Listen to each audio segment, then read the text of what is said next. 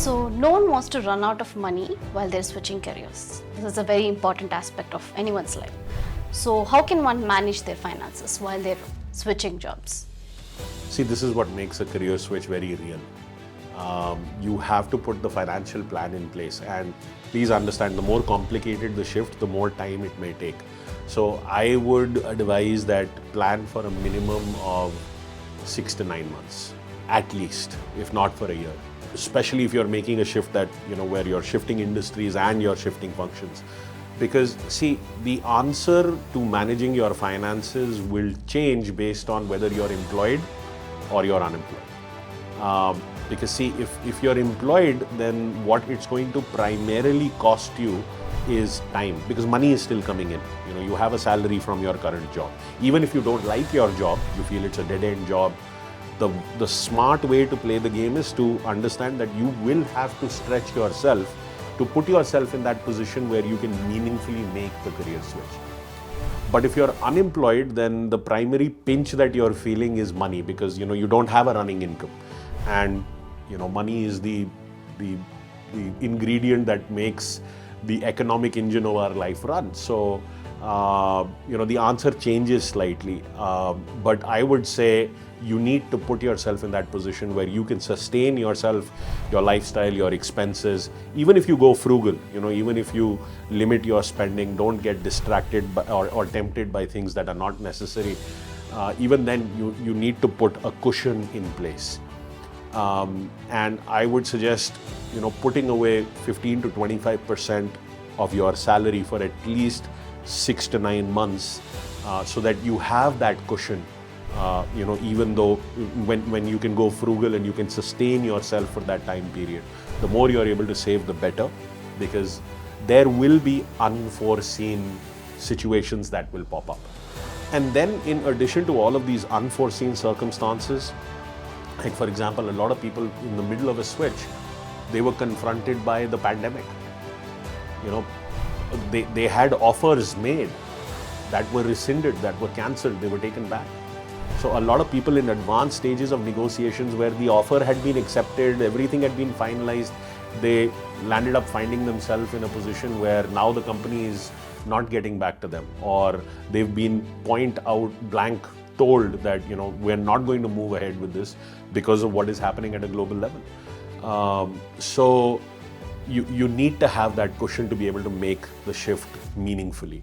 And then in addition to these circumstances, you may also encounter things like other expenses, like upskilling costs.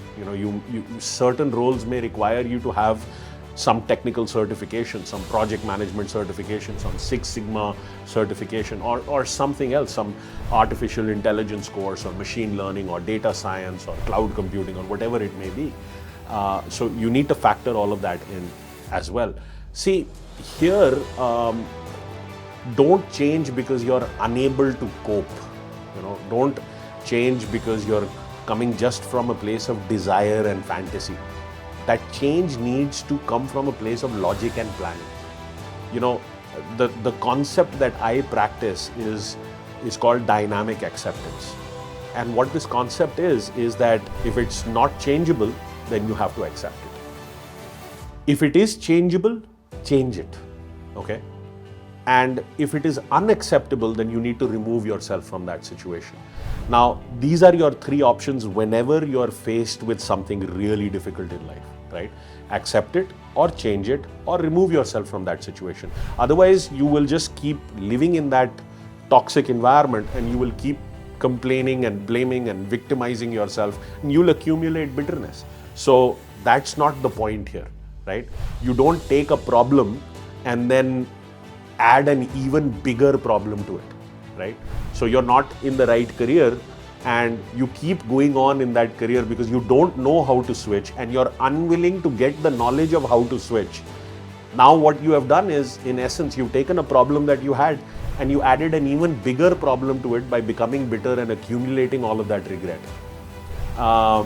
Because that's the nature of being able to reinvent yourself. You reinvent yourself when you learn these deep lessons through your life experience.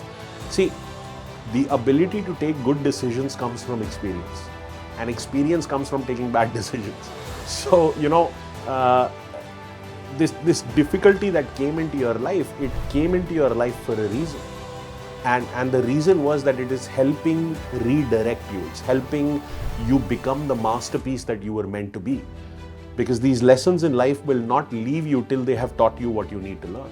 Otherwise, you'll endlessly be stuck in that negative loop. And it takes some time and some repetition, unfortunately, for people to realize that they have been the biggest obstacle in their own way.